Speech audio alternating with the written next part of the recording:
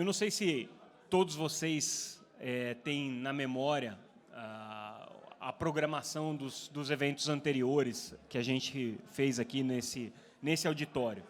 Mas o último ano que a gente conseguiu realizar esse evento, o tema de internet participou dessa mesa, né? A gente, naquela ocasião, trouxe a temática, mas ela era muito diferente da temática que a gente tem hoje. Em 2020, quando a gente realizou a última edição presencial desse seminário de políticas de telecomunicações, o tema que era referência naquela ocasião e que era o mais relevante para ser discutido era o tema da proteção de dados, né, o tema da privacidade. A gente estava no princípio do processo de estabelecer uma autoridade nacional de proteção de dados e o debate estava todo naquela frente. O que aconteceu de 3 anos para cá, né, desde que a gente realizou essa última edição, é que o debate se qualificou imensamente. E quando a gente fala hoje do tema de internet, a gente está falando de regulação do ecossistema da internet, a gente está falando de um espectro muito mais amplo de assuntos que vão desde temas relacionados à desinformação, fake news. Acabo de trazer aqui um livro que me foi entregue pela professora Helena, produzido pela Intervozes, sobre o tema, com um apanhado, um consolidado das políticas de autorregulação, vamos chamar assim, de fake news das plataformas. Interessante, que é um tema que certamente tem que ser estudado e tem que ser analisado e que será debatido aqui. Mas vai desde a questão da desinformação até assuntos muito mais novos e que talvez a gente esteja só tateando, como poderia ser uma regulação de inteligência artificial, por exemplo, né? Estamos longe desse debate. Algumas coisas evoluíram ao longo desse tempo, principalmente no cenário europeu. A gente teve a consolidação de 2 legislações que caminham para uma abordagem que pode ser ou não referencial para outros países. O Brasil teve debates importantes durante esse período, principalmente em decorrência da questão da desinformação, de fake news, mas também, como a gente já viu até no painel da manhã, em relação a questões de assimetrias concorrenciais, de disputa de mercado. E o governo que acaba de assumir, o governo Lula, assume com uma pauta de trazer esse tema da regulação do ecossistema digital para o centro dos debates das políticas de comunicação. Como a Bia colocou na parte da manhã, inclusive, esse era um tema que originalmente estava previsto para ser discutido dentro do Ministério das Comunicações, pelas questões de contingência de formação do governo, acabou ficando na Secretaria de Comunicação Social do Palácio do Planalto, na SECOM, mas, de qualquer maneira, é um tema que está disperso e transversal a diferentes órgãos, diferentes departamentos. Como que isso vai ser encaminhado daqui para frente, a gente não tem a menor ideia, e esse debate pretende só colocar mais dúvidas nesse processo, né? A gente não está aqui para resolver nada, a gente está aqui só para problematizar mesmo. Antes da gente começar o painel, propriamente dito, a gente vai trazer uma referência que deveria estar aqui pessoalmente, que é a referência da União Europeia sobre esse tema. Originalmente, a gente tinha previsto a participação da Maria Budozan, que é a representante da União Europeia no Brasil. Ela teve um problema pessoal, precisou retornar para a Europa, e aí ela não pôde participar. Mas, de qualquer maneira, a gente teve a contribuição que veio por vídeo, né? Então, é uma apresentação em vídeo que vai ser feita, não é online, tá? Então, a gente não vai interagir com essa programação, do Ricardo Castanheira, que é conselheiro coordenador da área de telecom, da área digital e da área audiovisual, na representação permanente de Portugal na União Europeia. O Ricardo Castanheira é conhecido de muitos de vocês, já participou desse evento no passado, ele foi diretor da MPA no Brasil, ocupou outras funções bastante relevantes aqui no cenário brasileiro, mas já está há um tempo na Europa e, até o ano passado, ocupava essa posição de conselheiro da representação de Portugal na União Europeia. É um entendido desse assunto, então a gente vai passar essa apresentação dele como subsídio e aí depois a gente monta a nossa mesa de debate. Então, eu pediria, por gentileza, para o pessoal da nossa produção soltar o vídeo, e daí daqui a pouco a gente começa propriamente dito. Olá, muito boa tarde a todas e a todos. Seria um prazer imenso poder estar pessoalmente com todos vós em Brasília, Brasília, que foi a minha casa, a minha cidade durante 7 anos e até 2017, onde tive a ocasião de conhecer alguns de vós, alguns dos que estão neste painel e com certeza alguns que estão na plateia. Falo-vos da Europa, onde estou, onde trabalho e onde nos últimos 6 anos tive a oportunidade de ter tido o privilégio de desempenhar funções diplomáticas em representação de Portugal junto do Conselho da União Europeia e de ter negociado um pacote de medidas legislativas e iniciativas no setor das telecomunicações, do audiovisual e do digital em geral. E era essa panorâmica que vos quero trazer, fruto da minha experiência passada, não a condição que tenho hoje, porque hoje voltei ao setor privado e, portanto, não é nessa condição que aqui me encontro. Encontro-me, sim, na condição de alguém que teve realmente até abril do ano passado o privilégio de estar envolvido diretamente em muitas negociações. E há aqui um facto que é uma feliz coincidência.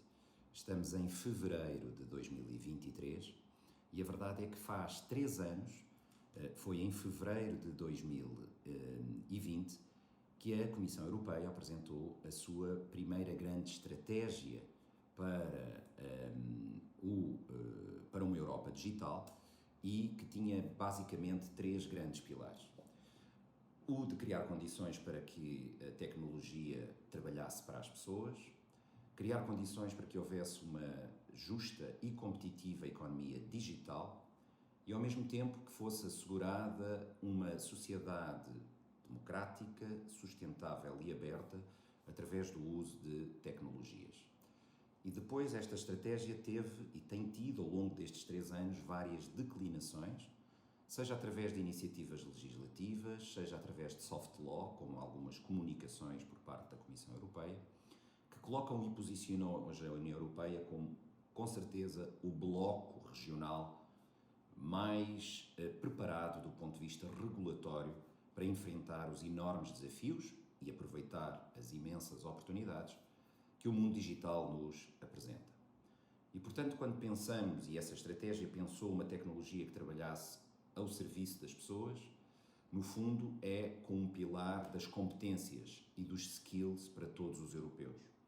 Ao mesmo tempo, um pilar de proteção das pessoas de ataques cibernéticos, de hacking, ransomware, de roubo de identidades.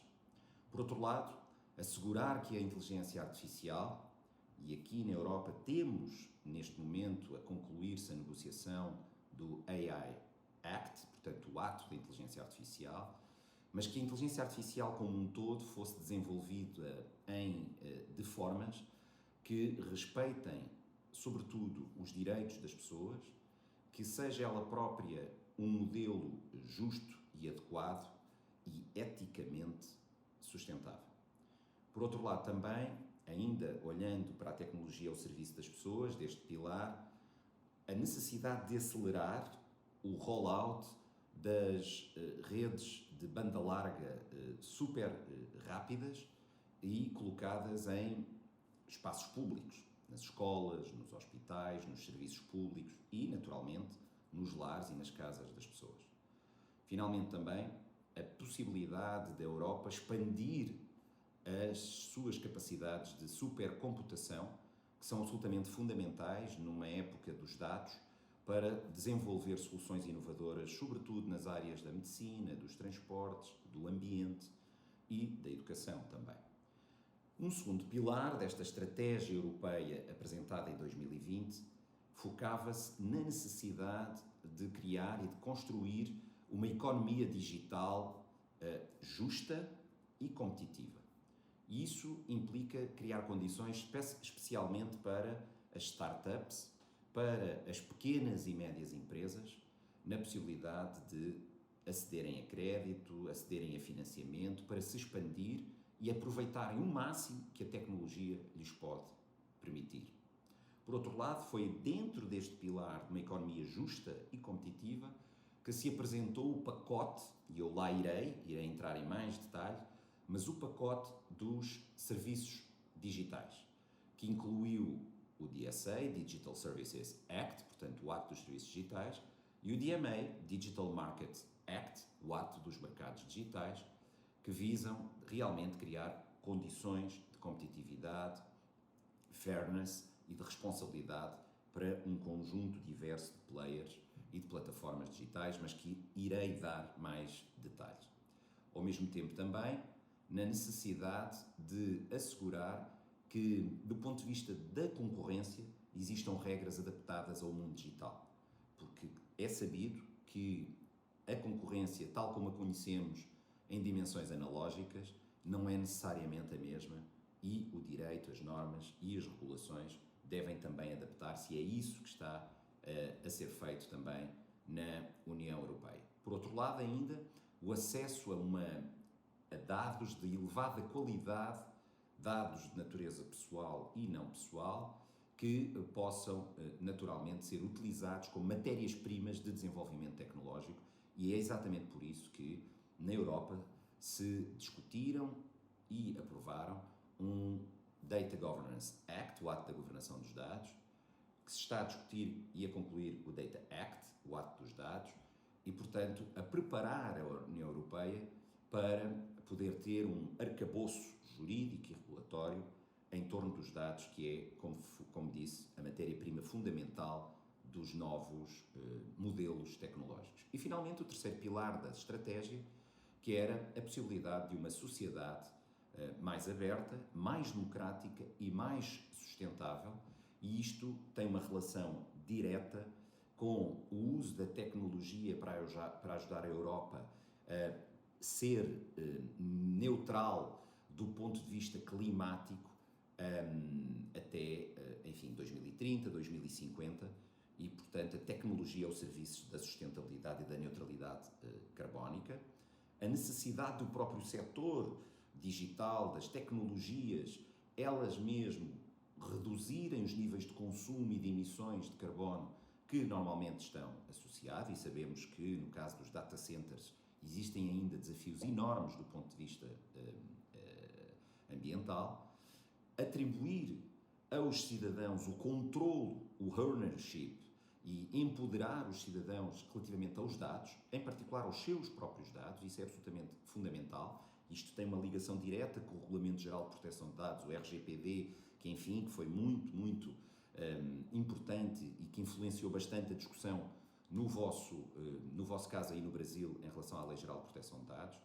E, ao mesmo tempo, também na Europa, criar-se ainda um espaço, sobretudo, um espaço de dados ligados à saúde, que estejam também conectados com research, pesquisa, diagnóstico, tratamento.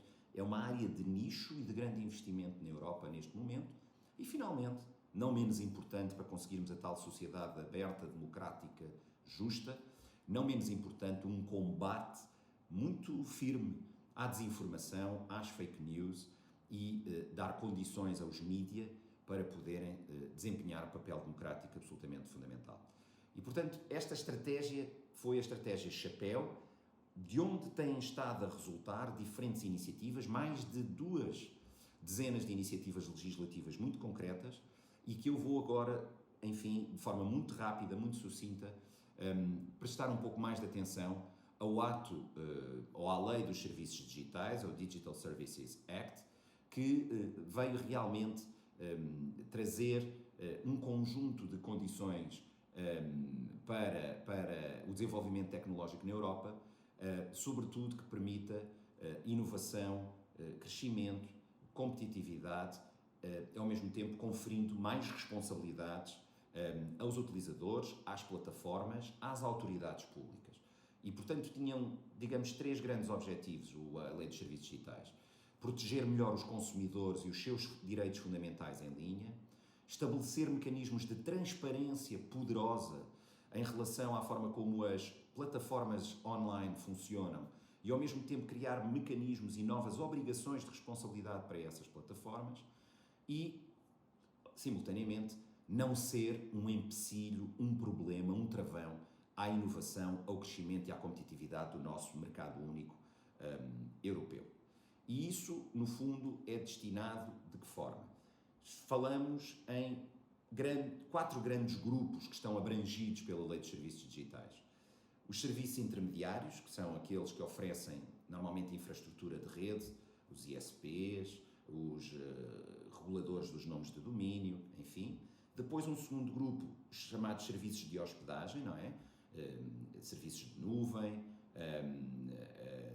web, cloud em geral, de serviços do web. Depois temos um terceiro grupo das plataformas em linha, plataformas online, que estamos aqui em particular a pensar nos mercados online, portanto marketplaces, ou lojas de aplicativos, plataformas de economia colaborativa, plataformas de mídia social, e, portanto estas são, digamos, as plataformas que compõem este segmento das plataformas em linha, e depois, importantíssimo passo, plataformas em linha e motores de busca de grande dimensão. Plataformas em linha de grande dimensão e motores de busca de grande dimensão, na verdade, são aqueles casos em que há riscos muito específicos de impacto sistémico e, portanto, não podem ter o mesmo tratamento que uma pequena plataforma. E por isso, nestes casos concretos, todas aquelas plataformas ou motores de busca que impactem, que atinjam 10% dos 450 milhões de consumidores na Europa, passam a ter um conjunto de obrigações adicionais, precisamente para garantir maior transparência, maior equidade na relação e no respeito pelos direitos dos consumidores e dos utilizadores corporativos também. E, portanto, neste conjunto, para ser muito rápido, há obrigações novas que ficaram previstas no Ato de Serviços Digitais, que passam pela relatórios de transparência, a cooperação com autoridades nacionais, a criação de um Digital Services Coordinator em cada Estado-membro, que vai ter a função de enforcement e de acompanhamento da implementação desta nova lei, auditorias anuais, a criação importante de determinadas obrigações especiais, no caso do Know Your Business Customer Principle, a proibição de anúncios direcionados a crianças e menores, tendo em conta as características muito especiais deste tipo de utilizadores, normas e obrigações relativas à transparência dos sistemas de recomendação, a questão da transparência da publicidade online virada para o consumidor, auditorias externas, códigos de conduta, obrigações de cooperação em situações de resposta em situação de crise. Portanto, reparem que vos mencionei um conjunto de obrigações que, em alguns casos, estavam dispersas por outras normas, noutros não tinham nunca tido previsão legal e que aqui passaram a estar incluídas e integradas dentro do ato dos serviços digitais. É realmente uma matéria absolutamente, eu diria, estratégica, crítica, para fazer das plataformas e do ambiente digital um ambiente mais saudável para todos, consumidores corporativos e para as próprias plataformas a quem, no fundo, é reconhecida maior segurança jurídica.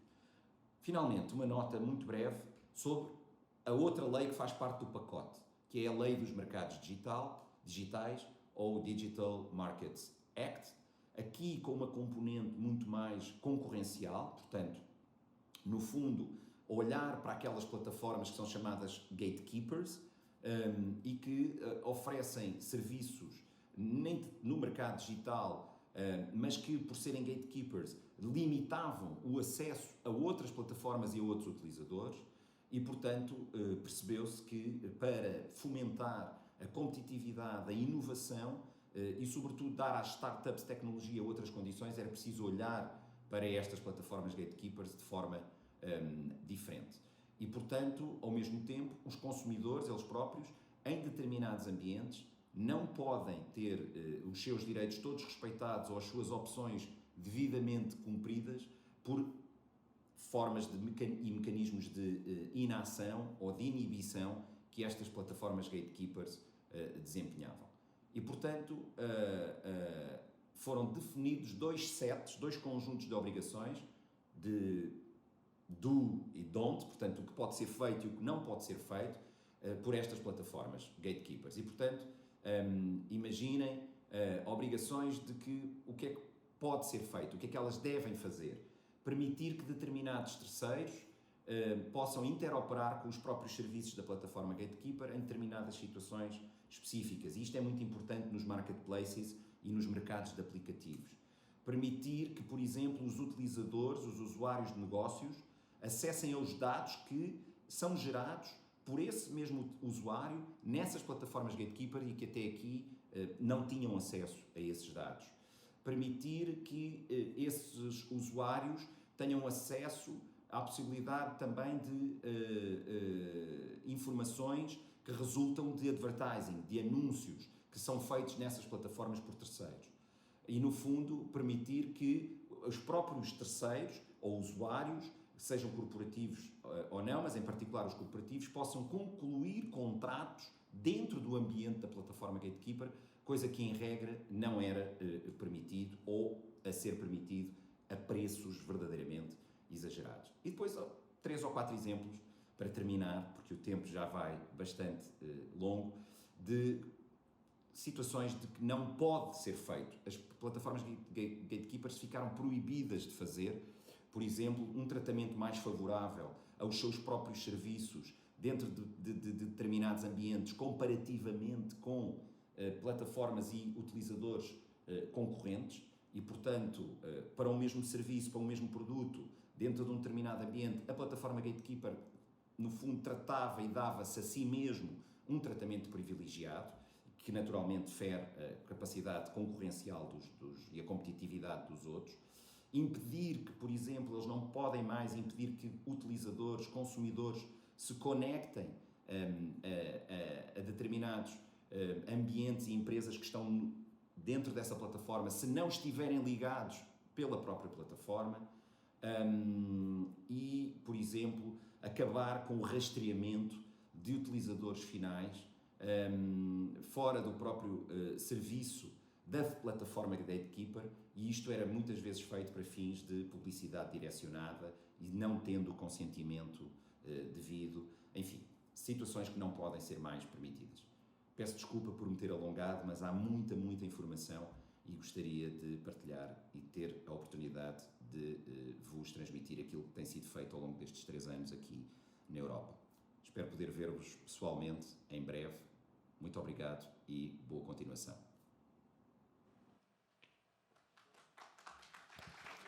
Eu confesso que eu não sei como é que é o protocolo, se a gente aplaude vídeo, mas enfim, já que vocês aplaudiram, então está valendo, tá? Mas eu não saberia o que fazer também, tá? Mas, de qualquer maneira, acho que, como subsídio para o debate, fica bastante bem pontuado aqui. Para a gente fazer a coordenação dessa mesa, então, eu convido o nosso parceiro de organização do evento, professor Márcio Iório Aranha, diretor do SECOM UNB. Agora sim, vale a salva de palmas. Agradeço, Márcio. E já vou fazer a composição para ele, daí depois você encaminha como você preferir, tá bom? Convido também o secretário de Políticas Digitais da Secretaria de Comunicação Social da Presidência, João Brant. João, obrigado pela presença. Convido a Rede de Políticas Públicas para a Integridade da Meta, Mônica Guise. Mônica, cadê você? Está aqui. Tudo bem, Mônica? Obrigado pela presença. Helena Martins, representante também do DIRACON, também participou do processo do governo de transição e professora da Universidade Federal do Ceará. E, por fim, mas não por último, Marcelo Bechara, diretor de Relações Institucionais da Globo e um dos grandes especialistas no assunto aqui que a gente vai discutir. Obrigado, Marcelo, pela presença. Márcio, está contigo. Alô? Bom, muito obrigado. É uma mesa importante. A ideia era que nós tivéssemos uma apresentação inicial, uma fala inicial do João Brant, e depois passaríamos para uma discussão mais leve sobre perguntas e respostas e contribuições de cada um da plateia.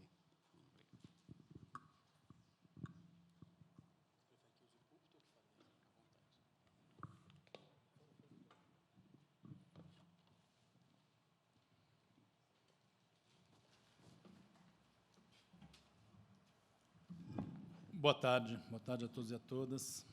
Obrigado pelo convite, agradecer a Teletime, em nome do Samuel Possebon. Queria agradecer também à Universidade de Brasília, a todos os parceiros, e a possibilidade de estar aqui com vocês nessa tarde. Vou usar o púlpito, porque não é toda hora que a gente tem um púlpito para falar, então acho que ajuda. O pessoal fala que demagogos falam de pé, então a gente veste a carapuça. Eu acho que nós estamos aqui, primeiro, cumprimentar também meus colegas de mesa, com quem tenho a felicidade de estar aqui hoje à tarde, todos de diálogo histórico, Castanheira também, deu muito trabalho para a gente, né, porque eu estava no Ministério da Cultura, trabalhava como relações governamentais da MPA, mas, ao mesmo tempo, também chegamos a bons diálogos e bons acordos, o que mostra que dar trabalho e chegar a acordos não são coisas necessariamente conflitantes. Elas são conflitantes enquanto não chega no acordo. Eu queria trazer para vocês uma visão. Tem um mês que o governo se instalou. É um governo que vem de uma agenda, vem de uma expectativa de transformação muito grande no país. Nós vivemos um governo anterior em que essa questão vinha sendo trabalhada, a questão digamos assim, da agenda digital relacionada ao arranjos da comunicação, ambiente informacional, vinha sendo trabalhado numa perspectiva de medida provisória e depois projeto de lei para tentar diminuir o poder das plataformas na moderação de conteúdo, numa perspectiva de que havia um conflito com liberdade de expressão, mas que, ao mesmo tempo, validava a desinformação, praticava a desinformação e que gerou consequências, acho que bastante graves, das quais a gente viu reflexo no dia 8 de janeiro. Eu queria começar, então, pelo dia 8 de janeiro. Acho que o dia 8 de janeiro ele é uma imagem refletida e um sintoma de um processo de questões estruturais que nós estamos vivendo nos últimos 10 anos, num rearranjo do ambiente informacional. Nós vemos uma modificação que, na verdade, está muito baseada vou chamar de externalidades negativas do modelo de negócio das plataformas digitais, que geram uma hiperfragmentação do debate público, geram, a partir da lógica de que o engajamento é o indicador central que move todas as empresas na organização dos seus sistemas, isso gera um círculo que a gente pode chamar de virtuoso ou vicioso, dependendo do ângulo de visão, e que, do nosso ponto de vista, é um dos motivos e um dos fatores que ajuda a explicar o que aconteceu no dia 8 de janeiro. Logo depois do dia 8, a Atlas Intel fez uma pesquisa em que, por um lado, mais de 75% dos respondentes discordaram das invasões, mas apenas 53% rotularam elas como completamente injustificadas. 38% consideram-nas justificadas em parte ou por completo. E aí avançou-se na discussão de interpretação de alguns fatos. Então, para 56% dos entrevistados, Lula, de fato, venceu as eleições. Quase 40%, porém, responderam que Lula não obteve mais votos que Bolsonaro. 54% dos entrevistados foram contrários a uma intervenção militar para invalidar o resultado das eleições, mas quase 40%, na verdade, 37%, defenderam essa ideia. De onde vem... Isso aqui, para mim, ilustra um problema real que nós precisamos, como sociedade, enfrentar.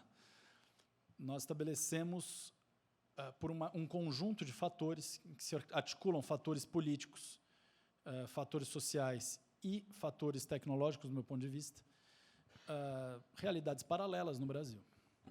Realidades paralelas que geram interpretações que partem de fontes de informação bastante segmentadas e fragmentadas, combinadas com a opacidade de uma parte do ambiente informacional, especialmente nos aplicativos de mensagem, e que gera um problema para nós como sociedade. Afeta a nossa coesão social, afeta a informação disponível, a confiabilidade da informação disponível ou consumida efetivamente pelo público, e faz com que nós tenhamos que lidar com interpretações muito diferentes sobre fatos que não precisam ter apenas uma interpretação, mas que talvez a gente devesse tentar diminuir o escopo de interpretação e leitura da realidade. Quando 40% da população fala que Lula não teve mais votos do que Bolsonaro. Nós estamos ante para mim, é um sintoma bastante problemático. Eu estou tratando da discussão aqui de um ponto de vista mais estrutural de desinformação. Acho que a gente poderia tratar toda a questão de conteúdos ilegais e da dificuldade que a gente tem, e isso teria mais a ver com uma discussão, vamos chamar assim, conjuntural sobre o 8 de janeiro, para lidar com conteúdos flagrantemente ilegais, né, previstos no Código Penal, como incitação a golpes de Estado e etc. Não vou me ater aqui a debater isso com calma, mas eu acho que nós precisamos entender como é que esse conjunto de fatores e de sintomas é ou não um problema sobre o qual o governo deve se debruçar. Acho que essa é a questão que se coloca.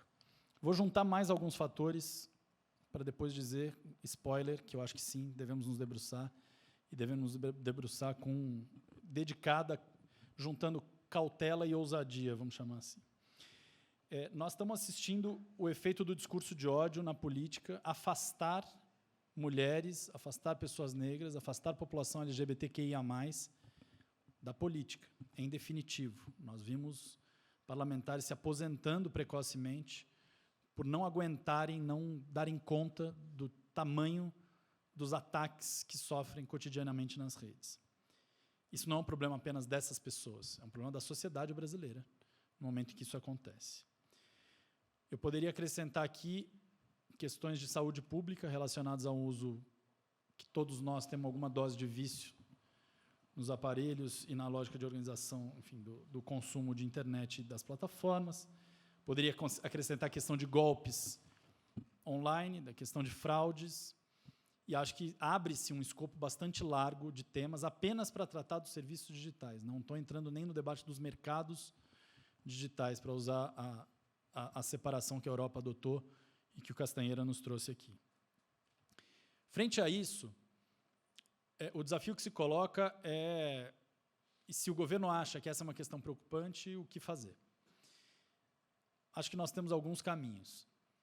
A primeira questão é avaliar em que medida as questões são emergenciais o suficiente para justificar atos, vamos dizer assim, ou medidas emergenciais. Essa é uma avaliação que o governo está fazendo neste momento.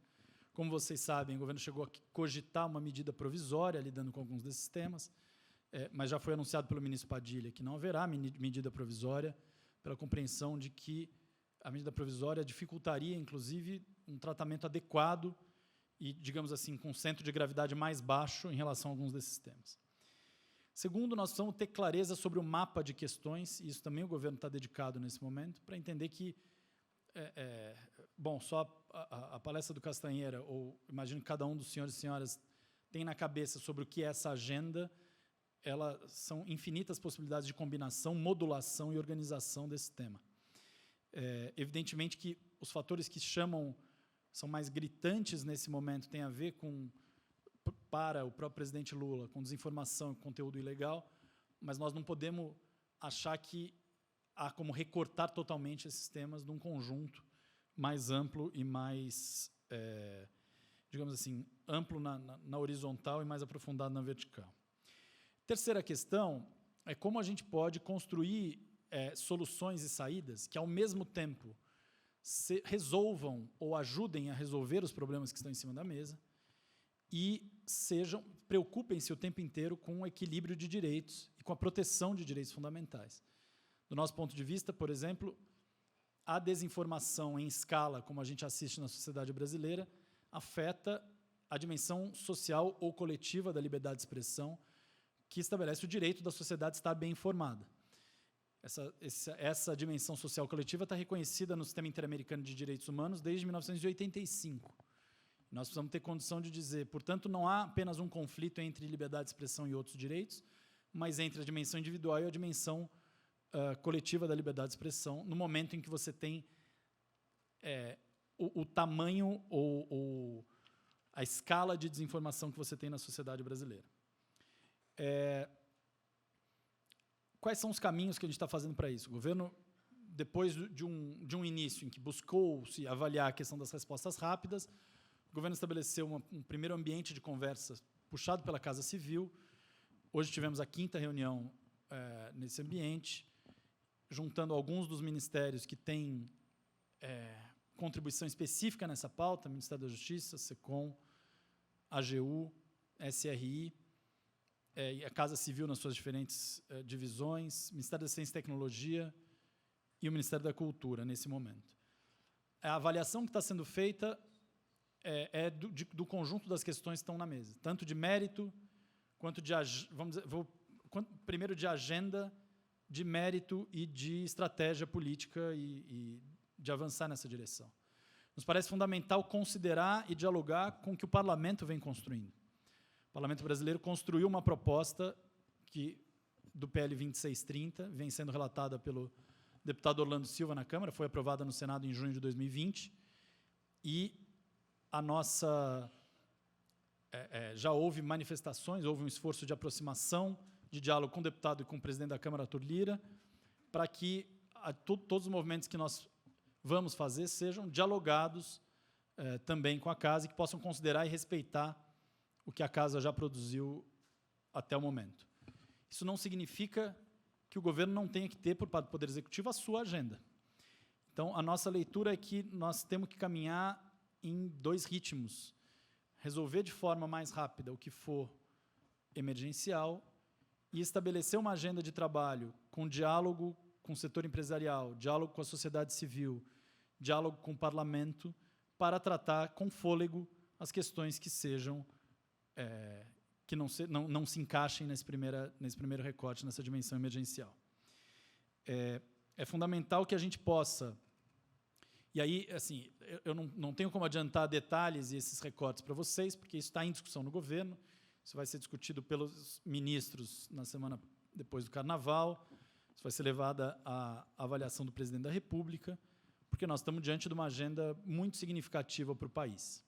Obviamente, nós temos todas as preocupações, quando eu brinquei de juntar cautela e ousadia porque nós precisamos, de fato, soluções ou respostas que sejam adequadas para o nosso tempo.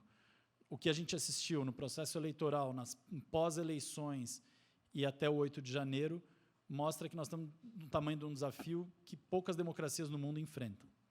Por outro lado, cautela significa todo o cuidado para que essas ações não afetem de maneira inadequada modelos de negócio e liberdade empresarial, que não afetem de maneira inadequada direitos. Nós estamos pensando em proteção de direitos, e não em... portanto, precisa ser pensado como a base de toda essa conversa, e que a gente possa avançar de uma maneira em que o ritmo seja capaz, ao mesmo tempo, de encontrar respostas no tempo certo, mas promover aproximações das diferentes visões que estão em jogo. Por fim, eu queria ressaltar que há uma preocupação do presidente Lula bastante grande de que o debate nacional esteja articulado com o debate internacional. Há uma agenda que corre, vamos dizer, são diferentes agendas internacionais, né? A Europa com toda a discussão de implementação do DSA e do DMA, nós temos os Estados Unidos discutindo no parlamento vários projetos que mexem na discussão de regime de responsabilidade, mexem na questão da própria organização do sistema deles em relação à proteção de direitos. Nós temos outros países interessados nessa conversa. O presidente Lula teve na cúpula da CELAC 33 países latino-americanos e caribenhos, todos interessados nessa conversa. O presidente Lula recebeu uma ligação do presidente Macron da França, interessadíssimo nessa conversa.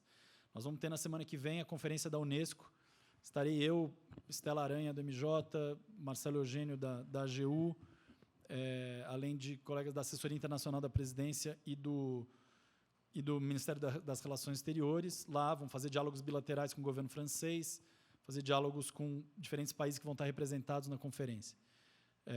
Esse tema foi tocado na conversa com o presidente Biden e vai desenrolar, provavelmente, um diálogo de alto nível específico sobre isso.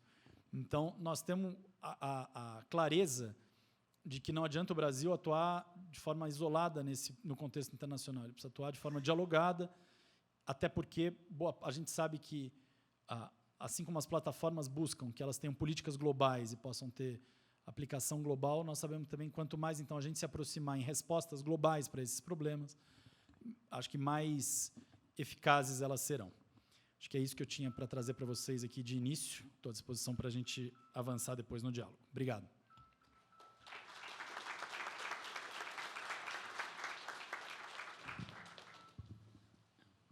Bom, muito obrigado, João Brant, pela explicação de como que está sendo visto pelo governo a evolução da regulação do ecossistema digital.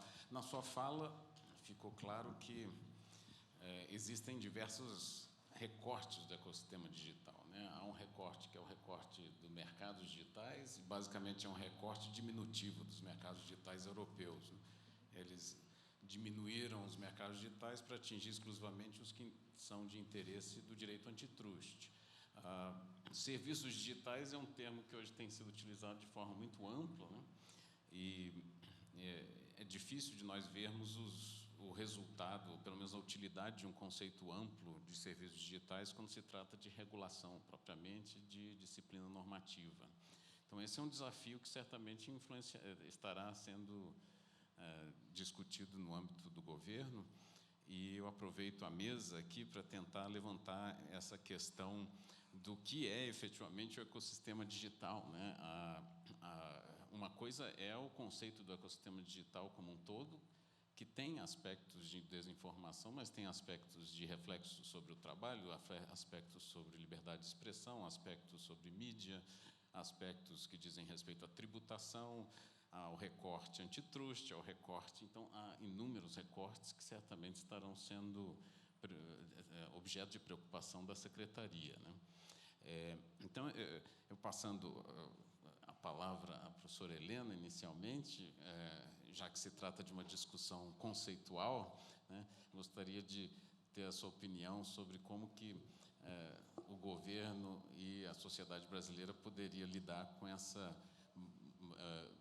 polissemia do conceito de ecossistema digital e como que nós poderíamos fazer uma divisão correta, adequada, útil, né, desse ecossistema digital para fins de atacar problemas que são diferentes e que terão soluções provavelmente distintas, em legislações distintas, em soluções institucionais distintas. Obrigada, Márcio. Boa tarde a todas e todos. Um prazer estar aqui. Agradeço o convite do Samuel, do professor Murilo. Bom voltar também não só ao seminário, que eu acompanhei várias vezes como pesquisadora e como jornalista, mas também a casa da UNB, que também é minha. Queria agradecer a pergunta, a explanação do João, que me deixa muito feliz pelos rumos que estão colocados. Então, para dialogar um pouco com essa preocupação, acho que a gente está falando de uma transformação social que tem a tecnologia como um vetor muito forte e estruturante. E, por isso, inclusive, você tem afetos nos mais diversos setores da sociedade. O ecossistema digital, quando a gente está se referindo, por exemplo, a plataformas, a mídia, ele já é complexo, né? A gente tem os debates na academia que vão desde plataformas de trabalho, a plataformas de redes sociais, a plataformas que o Sniechek, por exemplo, chama de clean, né? Que são modelos de negócio diferentes, mas que estão aí utilizando as tecnologias da informação e da comunicação como base, né, dos seus negócios. Agora, também tem uma outra dinâmica, que é quando essas plataformas elas adentram relações sociais que já são muito estabelecidas, o caso do trabalho que você colocou, né? Nessa semana passada mesmo, centenas de pesquisadores, 300 pesquisadores aqui no Brasil, lançamos um manifesto também entrando na discussão sobre a regulação do trabalho em plataformas, né, pensando aí essa questão da uberização. E o consenso a que se chegou no grupo de 300 pesquisadores foi de não trabalhar como uma particularidade, como algo completamente novo, mas de reconhecer que é o trabalho sendo afetado pela dinâmica, né, das tecnologias da informação e da comunicação. O que eu quero dizer com isso, né? É inviável ter uma agenda só para essa questão. É inviável também ter só um órgão que vá desenvolver essa questão. Mas é absolutamente necessário que ela seja vista de uma forma estruturante, conectada, e que também a gente consiga atacar alguns elementos que são fundacionais de todas essas dinâmicas. Nesse sentido, me parece que ir pelo caminho do debate da plataforma, da forma como ela se organiza, da forma como ela pauta o mercado, dos efeitos de rede, da questão da mediação algorítmica, né, que são comuns a todos esses usos dessas plataformas, é mais interessante e acho que consegue construir algumas balizas para a gente lidar com vários desses problemas, né? Tanto a plataforma de trabalho, que usa o trabalho, por exemplo, no caso de entregadores, quanto as plataformas de redes sociais, elas se valem de algoritmos. Então, por aí, a gente tem um caminho, por exemplo, para uma abordagem que vai dar conta, né, de mais de um setor. Acho que um pouco nesse sentido. E sobre o caminho que o governo está adotando, queria concordar com essa proposta que o João trouxe para a gente. Acho que a gente tem já um debate acumulado na sociedade, que é importante, mas é insuficiente, mas que é um bom pontapé para a gente responder imediatamente nas questões que já estão colocadas, né, sem se furtar do necessário aprofundamento, inclusive da criação daquilo que não está posto no 2630, como é o caso, né, do debate do órgão regulador multissetorial, e outras tantas questões que não estão colocadas ali e que precisam ser enfrentadas para a gente também ter, né, uma resposta mais estruturante desse enfrentamento do que uma resposta que vai lidar, né, com a aparência dos fenômenos. Obrigado. Nós temos hoje, agora a pergunta vai para o Bechara, aproveitando da sua precisão analítica sobre a legislação em vigor, nós já temos várias legislações brasileiras tratando de temáticas que interessam ao ecossistema digital. Marco Civil, legislação de proteção de dados, o marco regulatório do setor de telecomunicações, marco de radiodifusão e assim por diante. Cada um deles ataca de forma diferente o problema regulatório, né? Então, o marco regulatório de radiodifusão é muito mais conteudístico e com algum aspecto mais forte de disciplina da estabilidade dos contratos e da prestação daquela atividade. O marco de telecomunicações é mais aberto no sentido de viabilizar novos entrantes e com enfoque em infraestrutura, de rede, em qualidade do serviço, etc. Como que, nesse ambiente legislativo brasileiro que está, né, o que é preciso mudar, o que é preciso manter e que cuidados que nós devemos ter nesse ímpeto de mudança que estamos vivenciando hoje? Excelente pergunta, obrigado. Boa tarde a todos e a todas. Queria agradecer o convite, Samuel, companheiros e companheiras de mesa. Eu acho que a gente não pode cair no risco de entrar na discussão sem fim. O que é discussão sem fim? Eu estou nesse negócio há quase 20 anos, e há 20 anos se falam de muitos assuntos que precisam ser debatidos. Eu tenho uma admiração especial pelo Samuel, pela capacidade dele de, todo ano, conseguir organizar isso aqui, e sendo que os temas, muitas vezes, eles são quase que os mesmos, poucas mudanças. Essa que é a verdade. Então, vamos lá. Do ponto de vista das telecomunicações, talvez o mais estruturado dos serviços, porque tem uma legislação com uma agência de excelência que funciona, evidentemente, tem alguns aspectos a serem avançados. Me parece que a Anatel ela será a base de uma discussão para algo maior, que é uma agência futura convergente. Ela deve ser base disso. Não sei se vão querer criar um órgão novo, não sei nem se tem dinheiro para isso, mas me parece que essa é uma discussão que está posta.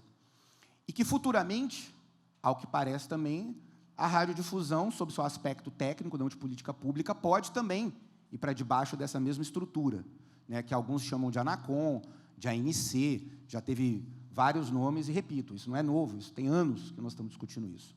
Só que entra ano, as coisas vão ficando mais complexas. E aí nós estamos num painel sobre ecossistema digital, você falou do Marco Civil da Internet. A regulação da internet, não é no Brasil, no mundo, ela é feita a partir de sustos e escândalos. Algumas pessoas já me viram falar isso. Se não fosse, esse ano, em junho, nós vamos fazer 10 anos, olha como é que passa o tempo, né? Daquelas famosas marchas de 2013, em junho. Foi aquele episódio, naquele mesmo mês, com as revelações do senhor Edward Snowden, que acelerou o Marco Civil da Internet. O Marco Civil da Internet, ele voa a partir daquela resposta política necessária que aquele governo, o governo da presidente Dilma, então, precisava dar para a sociedade. Foi uma resposta à sociedade. Você teve situações na Europa, como foi o caso do Brexit. Você teve situações na Austrália, a partir de um atentado na Nova Zelândia. Você teve situações na África, ou seja, a partir do momento em que as coisas vão acontecendo. E eu tinha falado isso uma vez, eu falei assim, quando acontecer alguma coisa, o PL 2630 vai andar. E foi o 8 de janeiro. Eu fiquei muito triste, eu nem estava no Brasil no dia, porque eu vi que ali se consolidou quase a última etapa de um processo de degradação social, do ponto de vista do debate público. Primeiro, começa com o isolamento.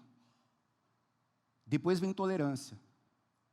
Da intolerância vem a violência. Da violência vem a barbárie. 8 de janeiro foi uma barbárie. Então, quando a gente chega num determinado ponto como esse, a sociedade exige uma resposta. Essa resposta precisa ser dada sem prejuízo dos outros debates que são postos. Porque o que nós não podemos correr o risco é de misturar, por exemplo, uma discussão que está posta sobre responsabilidade com regulação de radiodifusão. Eu até entendo que a regulação de radiodifusão precisa também ser atualizada. Aliás, a nossa indústria defende isso há algum tempo. Mas nós não podemos correr o risco de colocar tudo dentro do mesmo cesto, mesmo que, para isso, no futuro, vá cair dentro de uma mesma agência. Né? Sobre o aspecto específico colocado pelo João, eu acho que acerta o governo. Acerta o governo ao dialogar com aquilo que já foi produzido na Câmara dos Deputados, e não apenas, mas no Senado Federal. Afinal de contas, o projeto em questão, ele nasce no Senado e agora foi para a Câmara, lá passou mais de 100 pessoas manifestarem em audiências públicas. Eu nunca vi audiência pública que tivesse 100 pessoas que manifestaram, lá teve. Né? Mais grupo de trabalho, mais... Quer dizer, então, me parece que já tem ali está pronto para ser discutido no passo final. Quando eu digo que está pronto para ser discutido, não é para começar uma discussão, é para concluir essa discussão. Essa discussão precisa ser concluída, precisa ser resolvida. Do ponto de vista da indústria que eu defendo, nós temos muita tranquilidade de tratar desse assunto, porque nós estamos acostumados com responsabilidade. A começar pela editorial. Isso está na Constituição. Né? A nossa defesa pela liberdade, e a liberdade de expressão é o nosso negócio, então seria um tiro no pé atentar contra a mesma, mas nós temos a consciência de que é uma moeda com duas faces. Um lado é a liberdade, o outro lado é a responsabilidade. Se não coloca responsabilidade, e quando eu digo responsabilidade nos agentes, tanto econômico quanto nos usuários, mas se não há senso de responsabilidade, tudo pode. E é contra isso que nós temos que tratar. Eu acho que as outras questões concorrenciais, tributárias, elas terão o seu ambiente de discussão. Na própria reforma tributária pode ser que enfrente isso, a questão concorrencial já tem até projeto de lei que foi apresentado, acredito que o governo vá fazer algum esforço também de apresentar uma iniciativa, o que é legítimo, mas essas outras propostas e esse longo debate, porque isso não vai terminar nunca, nós estamos no ambiente digital. Quando a gente concluir, já vai começar outra discussão, e vai ser sempre assim. Só para concluir, Marco Civil da Internet, obsoleto.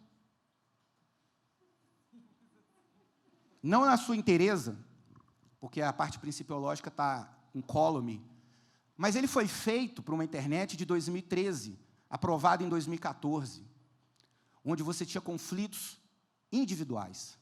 O Marco Civil da Internet, ele não consegue dar conta de dano coletivo. Ele não foi pensado para isso, não era uma realidade à época. As grandes discussões na época eram neutralidade de rede. O grande tema, se você pegar Marco Civil da Internet, o que é que se discutiu mais? Foi neutralidade de rede. Foi o tema que você mais discutiu na época. Não que os outros temas não fossem relevantes. Você pega, por exemplo, o artigo 19, é um artigo que não dá conta de resolver os problemas que nós estamos enfrentando hoje. Ele não dá conta. Então, essa discussão realmente precisa ser feita e eu acho que precisa ser organizada. O que eu sugiro, e eu sinto falta, que até agora a gente não viu em nenhum governo, eu espero que esse governo faça. organização do debate, porque não é só o debate público que está fragmentado. A discussão governamental, regulatória, desse debate é fragmentada. Você tem iniciativas esparsas. É realmente preciso, não é fácil o que eu estou falando, se fosse fácil já tinham feito, uma coordenação central que, com todos os ministérios que envolvam, e vai envolver muitos, porque o ecossistema digital ele permeia tudo, ele possa efetivamente, e aí o governo tem uma agenda para colocar os temas de forma organizada e estruturada, porque senão nós vamos ter que ficar esperando o próximo escândalo, ou seja lá o que for, para ter, mais uma vez, uma visão reativa. Muito bem. Obrigado. Obrigado, Bechara. Essa temática da regulação, regular ou não regular, ela tem sido discutida na literatura internacional desde a década de 80 sob um enfoque de fluxo regulatório, né? Não há mais uma opção maniqueísta entre regular e desregular um determinado setor, mas sim um fluxo regulatório que envolve medidas, estratégias regulatórias que englobam diversas formas de regular em um só ajuste regulatório, né? Tanto autorregulação para um determinado espaço, meta-regulação para outro, corregulação, comando e controle, combinados dentro de uma dinâmica institucional que pode ser responsiva, baseada em riscos, baseada em resultados, baseada em performance, baseada em tecnologia, e essa teoria foi se alastrando ao ponto de nós hoje não podemos mais simplesmente falar, nós devemos regular essa matéria, isso é insuficiente, é importante dizer como regular, né? E, de fato, nós estamos tratando do ecossistema digital, né? Os serviços digitais, amplamente falando. O que agora, a pergunta vai direcionada à Mônica, né? Como que se pode, hoje, mesmo falando-se de um país como o Brasil, que é continental, né, ou uma Europa, ou outros países, falar-se em regulação local de uma atividade que é eminentemente global? Então, como que ocorre isso e quais são as dificuldades que vê a própria indústria no que diz respeito a esses movimentos que iniciam em vários países e que têm matizes distintas, né? Cada um com o seu enfoque político de plantão mais direcionado a um ou outro aspecto, provavelmente por força dessas emergências e acontecimentos infelizes que propulsam, né, essas medidas. Então, eu deixo essa bomba na sua mão, né, Mônica? Como resolver essa questão do encaminhamento regulatório que não fique restrito a um aspecto das emergências, né, ditas pelo Bechara, mas sim uma discussão mais ampla que realmente englobe todos os pontos da questão e gere um ambiente institucional sadio para o desenvolvimento da indústria, da liberdade de expressão, do país como um todo, enfim, daquilo que importa, que são os direitos. Obrigada, Márcio. Aproveito tua excelente pergunta para me permitir aqui, como representante da Meta hoje, acho que a melhor analogia do dia foi a da bomba. A bomba aqui no colo. Mas me permita a tua pergunta para...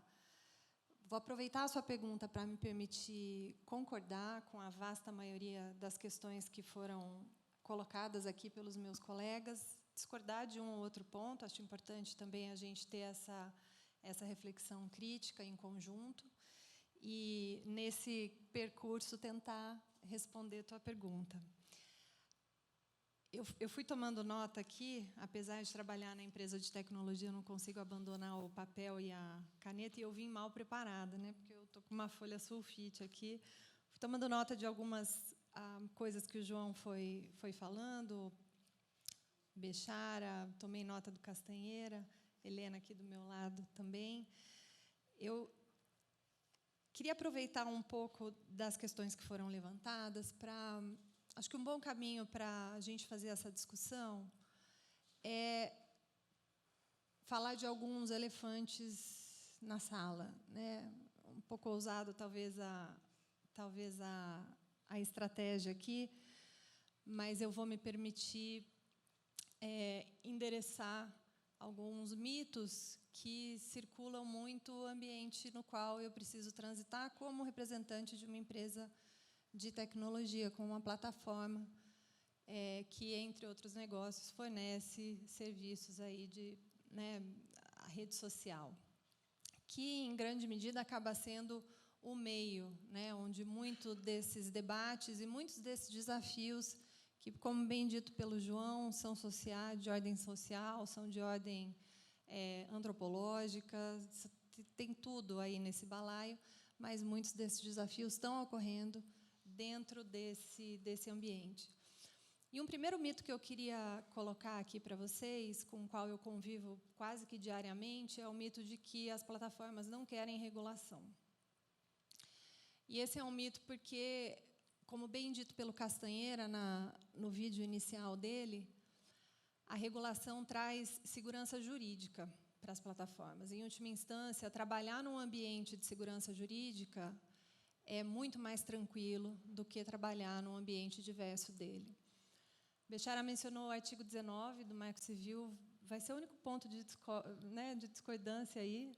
Eu acho que não acho que o Marco Civil da Internet esteja obsoleto, eu acho que sim, a gente pode ter novas regulações que venham a dialogar com o Marco Civil da Internet, mas o Marco Civil da Internet, eu tenho colegas aqui, estou vendo na plateia, que trabalharam muito ativamente nesse processo. Foi um processo belíssimo, de enorme participação social, um processo de construção colaborativa maravilhosa, uma grande referência internacional, inclusive. E é um marco regulatório no Brasil que muda a lógica de se olhar para o espaço da internet.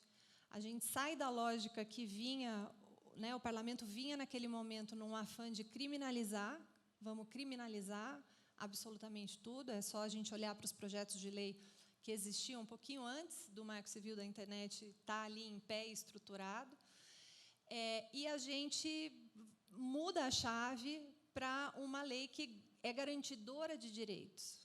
Então, e essa é uma mudança importante para nós, como usuários de internet, essa é uma mudança importante para o ambiente de inovação, é uma mudança que colocou o Brasil na vanguarda da regulação da internet ao olhar para esse espaço como espaço de defesa de direitos e não de criminalização. Isso não significa dizer, e esse é um outro mito que eu vou trazer aqui para a nossa reflexão hoje, de que tudo pode na internet. Eu cansei de escutar, mas vale tudo na internet. A internet é terra sem lei. As pessoas fazem o que elas querem e não têm responsabilidade. Essa é uma outra enorme falácia que existe em relação à internet. O meu time, hoje, dentro da Meta, trabalha com diversos outros times internos e a gente tem uma atuação muito grande, por exemplo, junto ao poder público, junto às agências de investigação, junto aos tribunais eleitorais, inclusive o Tribunal Superior Eleitoral, no sentido de não só criar mecanismos para a rápida derrubada de conteúdo que os tribunais entendem como, sim, violadores de legislação nacional.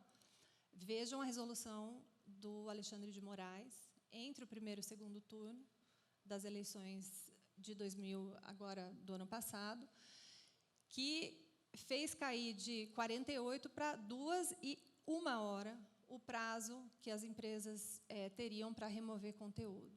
Então, existe um trabalho muito grande, não só no sentido de dar rápido cumprimento às decisões judiciais, então, respeita-se, sim, a lei local, esse é outro mito, um terceiro mito que eu posso colocar aqui para vocês. As empresas de internet não respeitam o direito brasileiro. Não é verdade. Cumpre-se a lei local. Agora, cumpre-se a lei local com base em quê? Com base na legislação. Como é que eu cumpro? Né? Vejam que difícil seria a gente cumprir uma legislação que diga remova da internet tudo que brigue contra a democracia. e esse poder tamanho nas mãos de empresas privadas, que, convenhamos, podem ir para qualquer direção, né? Então, trabalhar no cumprimento de ordens judiciais em relação ao que manter, ao que remover, e, gente, trabalhar com moderação de conteúdo é das coisas mais difíceis que existe no universo. A gente pode aqui passar horas discutindo em abstrato as melhores regras, mas, quando a gente chegar no caso concreto, a regra vai ser de difícil aplicação. É claro que tem aplicações muito fáceis do que manter e do que remover, mas tem muitos casos aí borderline, principalmente quando a gente está falando de discurso de ódio, como mencionado pelo João. Discurso de ódio depende de contexto, discurso de ódio depende de linguagem, de língua, discurso de ódio depende de um sem número de pontos ali de conexão que configurem a necessidade de uma remoção ou não de conteúdo. Então, é muito difícil trabalhar no concreto. Não quero, com isso, dizer, nem eximir a empresa de nenhum tipo de responsabilidade nesse sentido, mas temos trabalhado muito para proativamente conseguir identificar o maior volume possível de conteúdo violador das nossas políticas, e aí as políticas, sim, mas são globais, e, ao ter políticas globais, a gente age dentro de um espaço de segurança para fazer derrubada de conteúdo, mas manter aí a garantia da liberdade de expressão. É a partir do que o Marco Civil da Internet coloca, que é a necessidade da ordem judicial, com a indicação da URL, né, devida. Vejam a diferença entre uma ordem judicial que diz assim: remova o perfil de João da Silva do Facebook. Quantos Joões? Quantos Joões da Silva existem no Facebook? De uma ordem judicial que vai dizer: remova a página desse João da Silva aqui, que vive exatamente nessa URL, que é a única e é indissociável daquela ordem que, por alguma razão, decidiu que aquele conteúdo deveria ter sido removido. Então, os nossos times têm trabalhado muito ativamente também, professor Márcio, com as autoridades de investigação, na identificação, por exemplo, de quem está por trás de ilícitos que são cometidos no ambiente virtual. Né? Para quem ainda tem a falsa impressão de que pode tudo na internet, não. O próprio Marco Civil da Internet coloca a obrigação da retenção de dados, que, sim, são extremamente importantes, e, na atuação com o poder público, com as autoridades de investigação criminal, permitem com que a gente chegue a quem está por trás, ainda que ele tenha usado um perfil falso, um nome falso, né, de determinados atos. Dois últimos mitos que eu queria desmistificar aqui, vou encerrar, professor. As empresas de internet não pagam tributos no Brasil. Se eu ganhasse 10 centavos por vez que eu escutei isso, eu estaria rica, não precisaria mais estar trabalhando na empresa de internet. A Meta paga tributos no Brasil desde que se instalou no país. Aliás, desde 2016, a Meta integra o monitoramento diferenciado da Receita Federal de grandes contribuintes. Nós estamos entre os maiores contribuintes da Receita Federal do Brasil. Esse é um discurso que tem como objetivo minar a legitimidade da empresa de estar aqui atuando, de dizer que essa empresa desrespeita tanto que ela sequer paga tributo no Brasil. A gente precisou, recentemente, abrir números que são absolutamente confidenciais, mas números de volume de imposto pago no Brasil, para que as pessoas, de fato, acreditassem que, olha, ouvi tantas vezes que não se pagava imposto no Brasil, mas não, você tem razão, está aqui. O volume é enorme. E um último mito que eu acho importante a gente tocar também é a coisa de que o modelo de negócios da empresa, e veja que eu não estou discordando que o espaço das redes sociais não possa ser um vetor para amplificação de discursos violentos e discurso de ódio e conteúdos de baixa qualidade. Mas a fala de que a empresa motiva e fomenta a geração de conteúdo de ódio, porque é assim que as pessoas se engajam, esse, sim, é um argumento falacioso. Por uma razão econômica, para usar o argumento mais convincente aqui. No final do dia, o modelo de negócios da empresa é vender anúncios publicitários. Que anunciante deseja ter o seu conteúdo ao lado de conteúdo de baixa qualidade, de fake news, de discurso de ódio e por aí vai? Nenhum. O anunciante que começar a ver esse conteúdo ao lado do seu anúncio, ao lado da sua marca, ele sai da plataforma. Então, existe um interesse, se não altruísta, mas econômico, muito forte por parte da empresa para que o conteúdo de baixa qualidade seja combatido, para que o discurso de ódio seja combatido. E, professor, eu poderia ficar horas aqui falando sobre as nossas iniciativas para combater desinformação, por exemplo, que foi um tópico central na fala do João. Aliás, uma fala muito elucidativa, João, muito objetivo, muito claro. Fiquei muito contente com a tua fala, porque é uma fala que aponta para o espaço de colaboração na regulação. Eu acho, professor Márcio, para tentar responder a sua pergunta e aí finalizar, que não existe construção de regulação sem todos os atores sentados à mesa. E por mais que o 2630 tenha sido um processo, sim, muitas audiências públicas, mais de 100 contribuições, como o Bechara bem levantou, vamos lembrar que o processo de construção do 2630, do projeto de lei 2630, ele foi feito durante a pandemia, fora do formato tradicional, né, que a gente está acostumado. As comissões, né, que são espaços extremamente ricos de debate, de construção, elas deixaram de existir naquele processo. A própria aprovação no Senado foi uma aprovação extremamente rápida, e ainda que o nosso Congresso Nacional venha debatendo esse assunto há muito tempo, a gente viu aos 46 do segundo tempo artigos sendo inseridos no 2630 que não tiveram o mínimo espaço para debate, para escrutínio da indústria e que impactariam a indústria de forma absolutamente avassaladora. E que, ao meu ponto de vista, nada tinham com o objetivo original do projeto 2630, que era promover a liberdade, a transparência na internet, como, por exemplo, um artigo que previa a impossibilidade das empresas de internet de combinarem dados para exatamente fazer o que elas fazem, que é direcionar anúncios aos seus usuários. Né? Então, entendo que existe necessidade da gente seguir dialogando.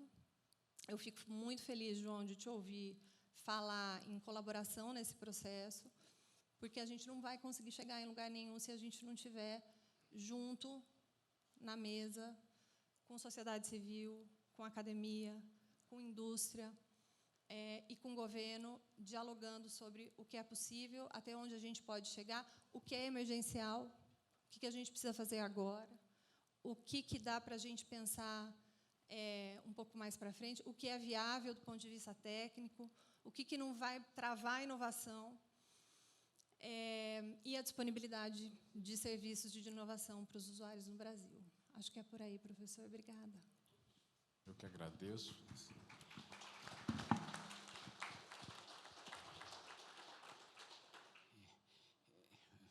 João, uma última pergunta agora para você que fez a abertura, né, e pautou o tema do debate. Como bem colocado pela Mônica, o diabo mora nos detalhes. Né? Então, quando se fala em reformatação institucional do país para enfrentar um determinado problema, nós corremos o risco de, em algum momento, ao invés de culparmos a estrutura institucional deficiente, culparmos a natureza humana por problemas que surgem. Como que tem pensado o governo? Claro que eu faço essa pergunta sabendo que o governo iniciou há pouco tempo e, evidentemente, ainda precisa de tempo para se estruturar quanto a isso, no que diz respeito a como estruturar institucionalmente o país para a regulação do ecossistema digital. O Bechara comentou que deveria ser uma agência reguladora e deu a indicação que a mais habilitada, que já tem estruturação para isso, seria a Anatel. O Baigorre estaria com um sorriso de lado a lado aqui, se estivesse presente, mas o fato é que, efetivamente, a Agência Nacional de Telecomunicações é a agência modelar do Estado Regulador brasileiro de meados, segunda metade da década de 1990 em diante. E como que tem visto o governo isso? Porque nós temos as notícias também de uma tradicional reação governamental, não só deste governo, mas de outros também, à figura da agência reguladora, né, sob o ponto de vista de que decisões estruturantes que decorram de uma certa autonomia técnica estariam, de alguma forma, minando a autonomia política, né? O que é um discurso de 100 anos atrás, né? Um discurso anterior à evolução das democracias modernas, né? De que a democracia seria simplesmente a reprodução da vontade política e que o aspecto técnico deveria estar subordinado à hierarquia política, né? E foi justamente a presença das autarquias, vou falar aqui da universidade, né? A universidade no Brasil surgiu como autárquica exatamente para liberá-la de um domínio político sobre o pensamento e assim por diante. Então, só estou dando o exemplo das universidades, porque foi a origem, né, do conceito autárquico aqui no Brasil. Mas o ponto é um ponto mundial, né, de que existem instâncias de autonomia técnica que deveriam, a que se deveria reservar poder exatamente para a garantia da democracia, né? Então, é claro que você entende muito bem o que eu estou dizendo, né? A questão é como que a nova, né, secretaria tentará dialogar com esse embate e essa dificuldade, que é um embate natural de espaço político versus espaço de conhecimento técnico, que seria o espaço apto a, por exemplo, depois de definidas as diretrizes, a principiologia de regência da regulação do setor, ir nos detalhes, né, e realmente encontrar as soluções para esses detalhes. Eu vou te responder dialogando rapidamente com a Mônica aqui. Eu acho que a Mônica trouxe 4 mitos e um quase mito, mas quase verdade também, que é esse ponto último, e não à toa eu acho que ele é um tema central para nós. A compreensão sobre o que está acontecendo no ambiente informacional. Eu acho que nós vivemos um período entre o pós-guerra e 2010, em que a esfera pública, o ambiente informacional, chamemos como quisermos a partir das nossas escolas e de uma maneira mais solta, mais específica, ela esteve organizada a partir de valores da modernidade. Os valores que organizam o jornalismo profissional, com todas as brigas que a gente teve com o Bechara na época da discussão toda de democratização da comunicação, eles são valores muito caros para a democracia. E eles significam uma certa, eu vou chamar aqui uma lógica de um pensamento moderno iluminista organizando e tentando domar os nossos instintos mais primitivos. Não à toa a gente teve que chamar um pesquisador de neurociência e gestor público para a equipe, está aqui o Ricardo Horta aqui também para colaborar, porque nós estamos lidando com...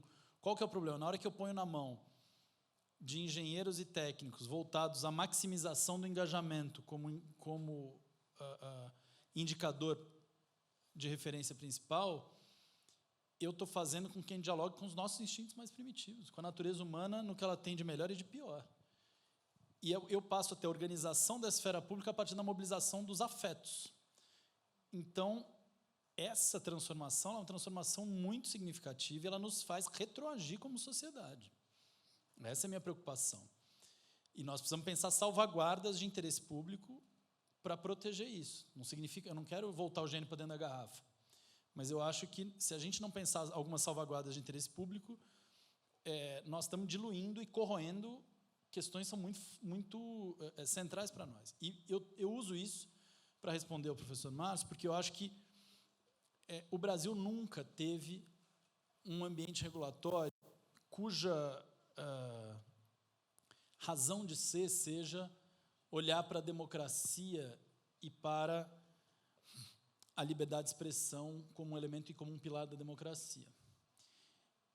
Nós temos isso, por exemplo, na discussão, toda a discussão eleitoral e que o TSE faz, é uma discussão que eu vou recortar a parte, mas eu estou dizendo, o fato da gente não ter uma ERC como tem Portugal, nós não temos um CSA como tem a França, nós não temos, mesmo o Ofcom em inglês, que vem de uma tradição que combina tradições, ele não vem só de telecom, ele vem de um órgão regulador que era de televisão também. Isso faz com que você tenha um pensamento organizado, um acúmulo sobre um tema de organização desse ambiente informacional, pensando na democracia. Eu gostaria muito da gente apontar para isso. O sarrafo é alto, mas eu acho que a gente precisaria apontar nessa direção.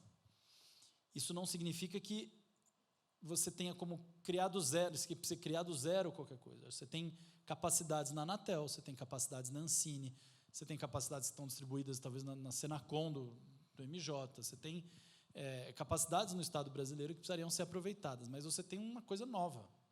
Nova eu digo porque a própria lógica o Ministério das Comunicações atua como regulador do ambiente da radiodifusão sem esses elementos constituintes, do meu ponto de vista. Então, acho que sim, a gente deve apontar, e aqui eu estou falando em meu nome, mais do que tudo, não necessariamente essa visão prevalecerá na discussão de governo, enfim, aqui eu estou dando um pouquinho de licença poética para responder no que eu acho que é a minha visão, que eu acho que interessa para o debate. Acho que nós precisamos construir, acho que depende um pouco dos recortes e da maneira como a gente vai desenhar isso, quer dizer, podemos trabalhar na direção de um órgão convergente, regulador convergente, mas nós vamos precisar estabelecer essas capacidades com esse ethos, esse pathos, essa lógica como um elemento constituinte. Podemos aproveitar, talvez trabalhar em dois espaços, como faz a Portugal, por exemplo, ou como faz a França. A França modificou, o que era chamado CSA mudou o nome, Arcom, né? Se não me engano, porque mudou eles assumem o digital para dentro e isso dá uma nova roupagem. É um dos diálogos que a gente vai ter agora nessa viagem à França. Então, eu acho que eu me inspiraria na experiência francesa e portuguesa antes de tudo. Mas não sei qual é o espaço que a gente tem no Brasil para isso. E talvez a gente precise constituir isso a partir... tem questões orçamentárias, tem questões de estrutura. Eu não quero fazer um debate na estratosfera. Acho que o debate precisa ser feito no concreto, com equipes, com capacidades. A hora que a gente vai olhar para mercados digitais, eu tenho certeza que a Anatel tem todas as condições do mundo em dar respostas para esses temas. Analisa mercados de uma maneira que é muito próxima, talvez, ao debate, por exemplo, do DMA, né? Com discussão de poder de mercado significativo ou de gatekeeper, uma interpretação, enfim, são recortes e abordagens do mesmo problema. Mas acho que esse debate está bem aberto. O governo não iniciou essa conversa, até porque essa conversa, eu acho que ela deve ser mais ponto de chegada do que ponto de partida. Ela precisa partir do que o governo quer. O governo quer proteger direitos e quer promover direitos. Quer proteger direitos individuais e coletivos. Quer proteger a competição, promover a competição em um ambiente saudável para as empresas, tanto para as entrantes como para as que já têm suas capacidades, suas grandes capacidades. Nós vamos ter condição de desenhar um melhor modelo. Então, estou me permitindo aqui pensar alto com vocês, mas para que possa um pouco ilustrar o tipo de preocupação que nos move. Muito bem. O Samuel vai agradecer que, pela primeira vez eu presente, nós estamos cerrando na hora, né? até com 1 minuto de antecedência. A banca foi...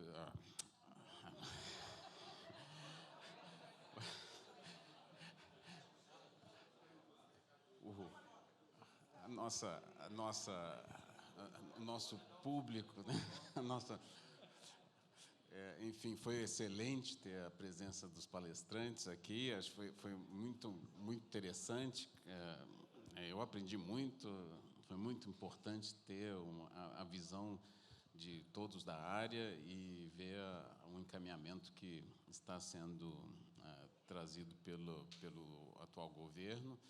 E, quiçá, né, possamos ampliar esse horizonte para a abordagem de todos os grandes temas que precisam ser enfrentados com o mesmo enfoque, mesma força que as emergências nos exigem, né?